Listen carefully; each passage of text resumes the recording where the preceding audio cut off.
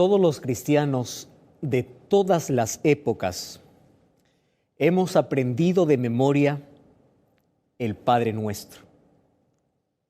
Sin importar la iglesia al cual tú vayas, el Padre Nuestro es una de las oraciones más repetidas en todo el mundo.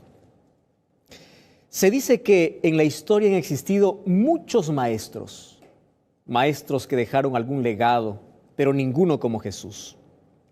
Había dos cosas que le caracterizaban en todas sus enseñanzas, y es la sencillez y la profundidad. Y cuando nosotros repetimos el Padre Nuestro, aquella oración que nos enseñaron de niños, que te enseñaron en la escuela, que te enseñaron en la iglesia, que te enseñaron los padres, el pastor, no sé dónde lo aprendiste, pero todos, por lo menos hay un 80 o un 70% de la población mundial que conoce esta oración, aunque sea por cultura, pero lo conoce. Hemos aprendido a repetir esa oración, y esa oración que Jesús nos enseñó trae profundidad y es tan sencilla. Un niño lo puede comprender, un letrado lo puede comprender, una persona que nunca fue a la escuela también lo puede comprender y lo puede aprender por la sencillez y al mismo tiempo la profundidad que tienen estas palabras. Además, el Padre Nuestro demuestra dos cosas en la oración. Número uno, muestran los atributos de Dios, y número dos, muestran la necesidad del hombre.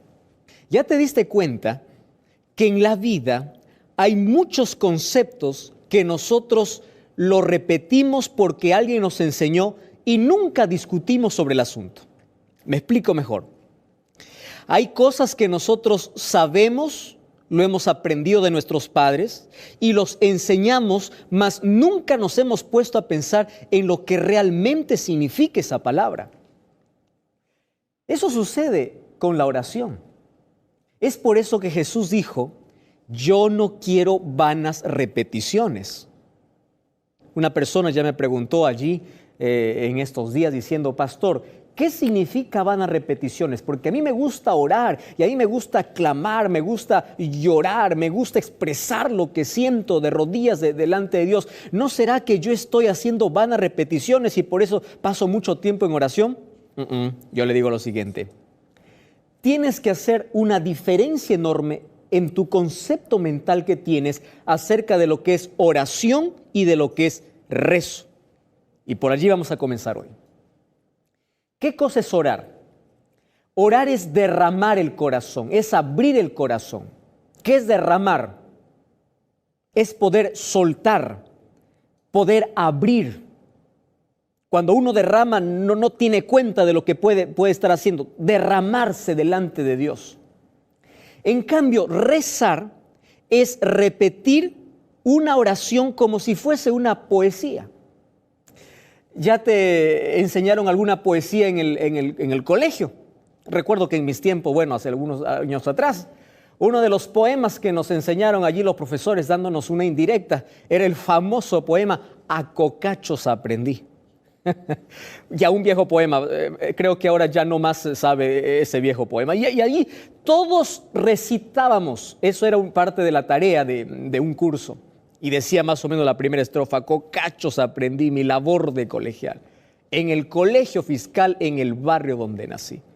Y yo tenía que repetir ese poema aunque no me guste aprender a golpe, aunque no me guste lo que está diciendo. Yo tenía que aprender el poema porque los versos son inalterables. Y eso era nota. Y yo recuerdo que me aprendí todo el poema, las 5 o 6 estrofas que tiene, y yo lo recitaba así con tanto fervor, con pasión, y para ganar una nota. Entonces, un rezo es como si tú aprendieses un poema. Entonces, todos los días te vas a Jesús a recitarle un poema. Pero ese poema puede ser que no sea la realidad que tú estás viviendo. ¿Me estás comprendiendo? Entonces, por ejemplo, nosotros podemos decir todos los días, Padre querido o Padre nuestro que estás en los cielos, santificado sea tu nombre, venga a nosotros tu reino, hágase tu voluntad en el cielo como en la tierra, danos hoy el pan de cada día, perdona nuestras ofensas como nosotros perdonamos, pero tú estás resentido con tu hermano, alguien te ofendió, pero tú dices, perdónanos como nosotros perdonamos. ¿Te das cuenta que hay expresiones que nosotros decimos sin ni siquiera pensar o meditar ahora? Esas son vanas repeticiones. Expresar con nuestras palabras algo que no está en el corazón. ¿Entiendes hasta ahí el concepto? Es decir, decir porque yo lo aprendí. Entonces, la diferencia de la oración es una conversación, es un diálogo. ¿Qué significa eso? ¿Cómo conversas con tu amigo? Todos los días allí te encuentras, vamos a imaginar que te encuentras ahí en el paradero para ir al trabajo, si no tienes una movilidad, y allí todos los días, hola, ¿cómo estás? Hola, ¿cómo estás? ¿Qué tal? ¿Todo bien? ¿Todo bien? ¿Cómo estás? ¿Todo bien? Todos los días dices, hola, ¿cómo estás? ¿Todo bien? ¿Cómo estás? Bien, bien, bien. Eso no es amistad, eso puede ser con un compañero que no conoces bien, pero con un amigo, tú le dices, hola, ¿cómo estás? ¿Estás bien? Y tú dices, mira, yo no estoy bien. Hoy me fue mal. ¿Me entiendes? Eso es una amistad. En una amistad se rompen muchas reglas de comunicación, se rompe la formalidad y uno empieza a expresar lo que tiene dentro. Y Jesús quiere que nosotros oremos. Ahora la pregunta es, ¿por qué nos dejó un modelo de oración? Esa es una muy buena pregunta. Porque así como en la escuela nos enseñan cómo hacer una carta, y la carta tiene un modelo, ¿recuerdas tú? A mí me enseñaron allí, ¿verdad? Lugar y fecha. Destinatario, y comenzar la carta escribiendo de la siguiente manera: querida tía, apreciada prima. Bueno, eso es lo que nos enseñaron en la escuela, porque ahí nos enseñaron un formato. ¿Qué cosa debe ir? ¿Cuáles son los conceptos que tiene una carta? Pero eso no significa que todas las veces que yo escribo una carta diga apreciada tía. No, yo puedo romper ese esquema, pero yo sé cuál es el orden que tiene una carta. Entonces, cuando Jesús nos enseña una oración, nos enseñó de manera sencilla conceptos que nosotros debemos tener en mente cada vez que nosotros oramos. ¿Estás comprendiendo eso? Son conceptos definidos. Entonces allí Jesús me muestra los pasos que tiene una oración. ¿Qué debo hacer para acercarme a Jesús? ¿Cómo debo orar? Entonces allí me enseña de manera simple y sencilla. Yo no necesito ni siquiera abrir la Biblia para repetir el Padre Nuestro, pero yo quiero que tú puedas abrir conmigo la Biblia. Y vamos a analizar hoy en este programa solamente la primera expresión, Padre Nuestro. Pero yo voy a leer lo que dice el libro de Mateo capítulo 6. Versículo 7 dice, cuando ores no uses vanas repeticiones. Y el versículo 9 dice, cuando ustedes oran, oraréis así: Padre nuestro que estás en los cielos, santificado sea tu nombre. ¿Sabes? A mí me encanta mucho el primer concepto que tiene la oración. Y quiero que puedas reflexionar conmigo y juntos podamos comprender qué cosa es lo que quiere Dios cuando nosotros oramos. ¿Está bien? ¿Estás listo? ¿Cómo comienza? A ver, repite. Vamos a repetir juntos. ¿Cómo comienza la oración? Padre Nuestro. Ahora te voy a hacer una pregunta. ¿Cuántas veces repetiste la palabra Padre Nuestro? No sé cuántas veces. Yo lo repetí muchas veces. Y lo dije, ¿por qué lo dije? Bueno, porque así inicia la oración. No, querido, allí ya tenemos un problema serio. No es que yo digo Padre Nuestro porque así dice la oración y así debe comenzar. No, allí Jesús nos quiere dar un concepto. Y mira, es que antes de que nosotros podamos pedir algo a Dios, Dios nos enseña a tener una relación con Él. ¿Y cuál es la relación que Dios quiere tener contigo? Es la relación de padre a hijo. ¿Te das cuenta que aquí en la oración no se trata a Dios como un objeto? No se trata a Dios como un banco. No dice banco nuestro. ¿Por qué un banco? Sí, porque cada vez que necesitas plata, ahí buscas a Dios. Entonces Dios es un banco, Dios no es tu padre. No, yo busco a Dios cada vez que hay un incendio en mi vida. Entonces Dios es bombero, Dios no es tu padre. ¿Estás comprendiendo el concepto? Dios dice, yo no quiero que a mí me busques solo cuando tienes necesidad. Como buscas a un bombero, como vas al médico. ¿Te acuerdas del médico solo cuando estás enfermo? La oración no comienza diciendo, médico nuestro. No. ¿Por qué? Porque tú no debes buscar a Dios solo cuando estás enfermo. ¿Cuándo se busca a un padre? ¿Acaso el Padre no es el que está con nosotros todos los días? Ahora tú comprendes la relación que Dios quiere tener contigo, esa relación cercana de padre a hijo. Ese es el primer concepto. Entonces, la oración comienza con la relación. Es decir, orar es más que arrodillarse y decir, Padre nuestro. No, es más que eso. Es tener una relación de padre a hijo con Dios. ¿No te parece esto interesante? Ah, pastor, pero eso es fácil. ¿Por qué? Porque yo soy hijo de Dios. Espera un momento. ¿Ah? ¿Está bien? Espera un momento. ¿Tú crees que eres hijo de Dios? ¿Sí? Levanta tu mano. ¿Lo crees? Bueno, yo también lo creo. Pero fíjate que en la Biblia hay dos expresiones que me dicen que ser hijo de Dios es una decisión. ¿Quieres para mostrarte? Mira. Génesis capítulo 6. Acompáñame allí. Primer libro de la Biblia. Génesis capítulo 6. Dice así, versículo 2. Viendo los hijos de Dios que las hijas de los hombres eran hermosas. ¿Acaso no todos somos hijos de Dios? Entonces, ¿por qué aquí dice que hay hijos de Dios y hijos de los hombres? Quiere decir que hijo de Dios es aquel que vive en armonía con Dios, es aquel que tiene una relación con Dios. ¿Y quién es hijo del hombre, de los hombres? Aquel que se rebela contra Dios. Es decir, no todos podemos llamar papá a Dios. No todos podemos decir, yo soy hijo de Dios. ¿Cómo que no? Quiero que comprendas tres conceptos. Dios es el creador de todos. Dios es el sustentador y Dios es el salvador. ¿Comprendes? Creador, sustentador y salvador. Muy bien. Si Dios es creador, quiere decir que todos somos criaturas. Pero nosotros un día nos rebelamos contra Dios. Y el pecado nos convirtió en enemigos de Dios, porque pecado es independencia de Dios, es rebeldía contra Dios. Y desde que nacimos en este mundo ya venimos siendo enemigos de Dios. Así que ser hijo de Dios es una decisión. Mira lo que dice el libro de San Juan, capítulo 1, versículo 12. Dice así, mas a todos los que le recibieron, a los que creen en su nombre, les dio potestad de ser hijos de Dios. ¡Qué interesante! ¿Quiénes son hijos de Dios? Todos los que recibieron. ¿A quién? A Cristo. No, pastor, yo no creo lo que usted está diciendo. Mira, te voy a dar otro texto. San Juan capítulo 8. Me encanta este capítulo. Versículo 44 dice así. 8:44. Acompáñame con la Biblia. Dice así. Vosotros sois de vuestro padre el diablo. No me gusta este texto. ¿Acaso no somos hijos de Dios? Acá dice, vosotros sois de vuestro padre el diablo. ¿Cómo es esto? Porque los deseos de vuestro padre queréis hacer. Él es un homicida y él odia la verdad. ¿Qué está diciendo aquí?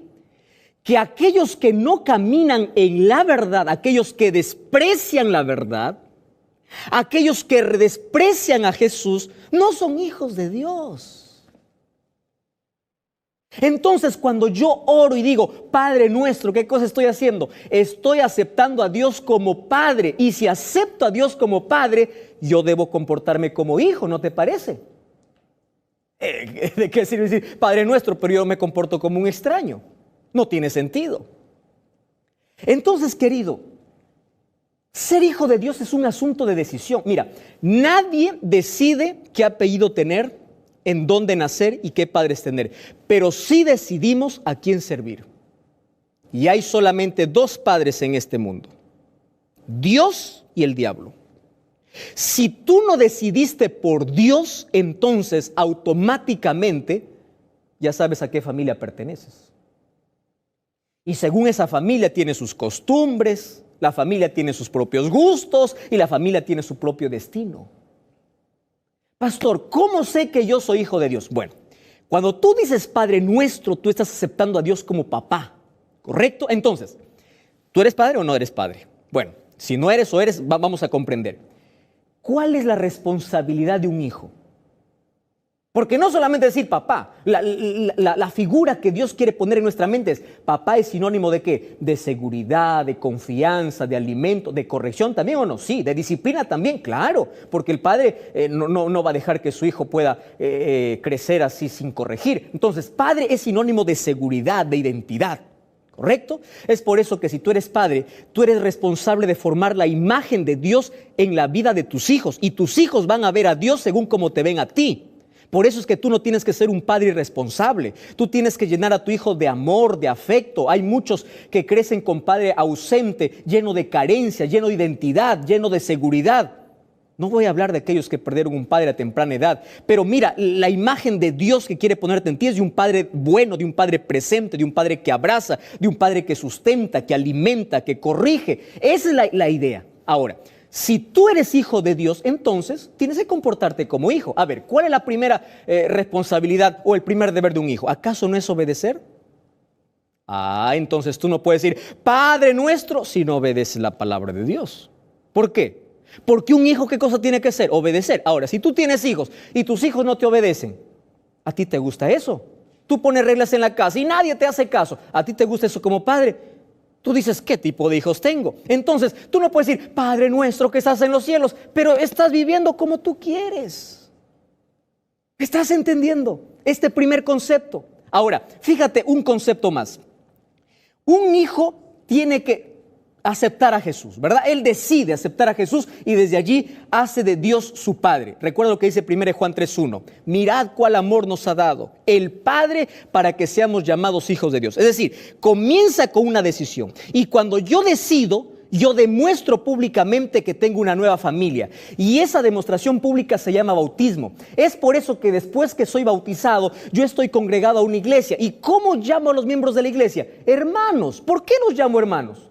¿Por qué cuando voy a una iglesia me dicen, hermano por acá, hermano por acá? Yo digo que tú no tienes mi sangre. ¿Por qué me dices hermano?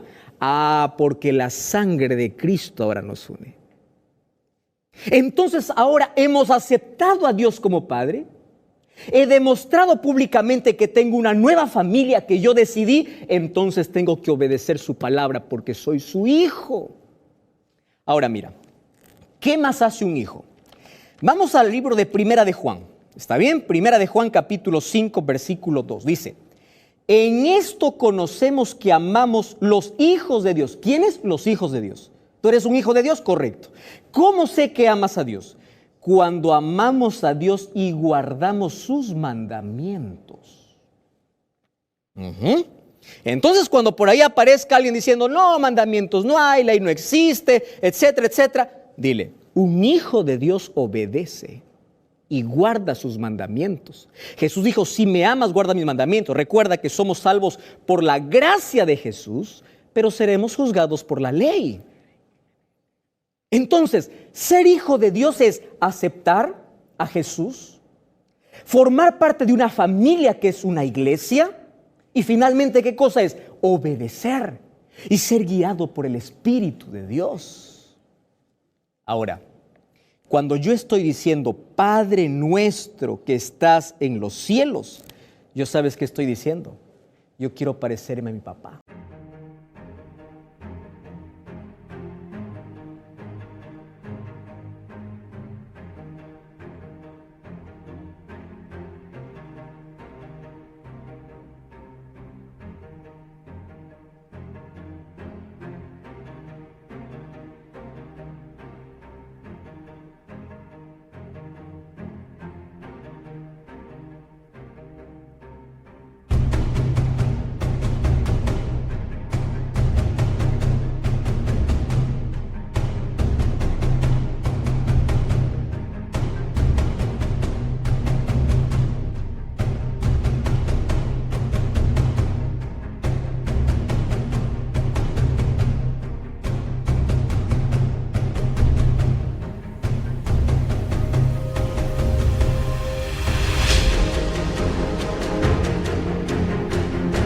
Ahora te pregunto.